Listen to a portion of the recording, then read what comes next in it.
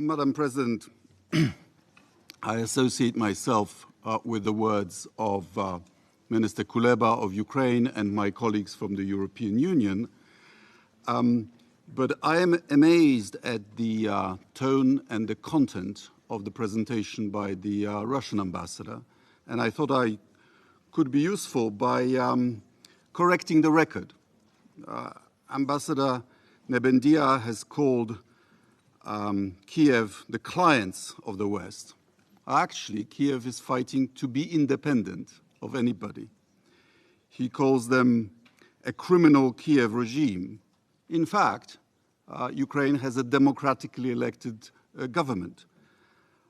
He calls them Nazis. Well, the president is Jewish, the defense minister is Muslim, and they have no political prisoners. He said that Ukraine was wallowing in corruption.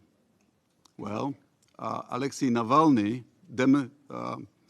documented how honest and full of probity his own country is. He blamed the war on US neocolonialism. In fact, it is Russia that tried to exterminate Ukraine in the 19th century, again under the Bolsheviks, and it's the third attempt. He said that we are prisoners of Russophobia.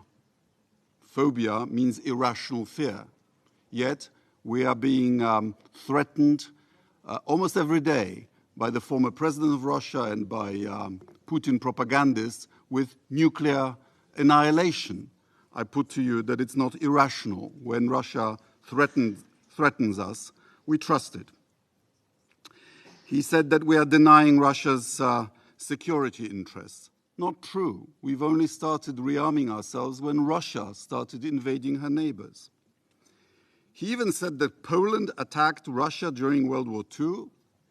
What is he talking about? It's the Soviet Union that attacked Poland together with Nazi Germany on the 17th of September 1939. They even held a joint victory parade on the 22nd of September. He says that Russia has always only beaten back aggression. What were Russian troops doing at the gates of Warsaw in August 1920? They were on a topographical excursion? No, the truth is that for every time that Russia has been invaded, she has invaded 10 times. He says that this is a perfidious proxy war by the West. My advice is don't fall into the Western trap. Withdraw your troops to the international border and avoid this Western plot. He also says that there was an illegal coup in Ukraine, in Kiev in 2014. Well, I was there. There was no coup. President Yanukovych murdered 100 of his compatriots, and he was removed from office by a democratically elected Ukrainian parliament, including his own party, the Party of Regions. And finally, he is saying that we, the West, are somehow trying to persuade that Russia can never be beaten. Well, Russia didn't win the Crimean War, it didn't win the Russo-Japanese War, it didn't win World War I, it didn't win the Battle of Warsaw, it didn't win in Afghanistan, and it didn't win the Cold War. But there is good news. After each failure, there were reforms. Such demagoguery is unworthy of a member on a permanent basis of the Security Council.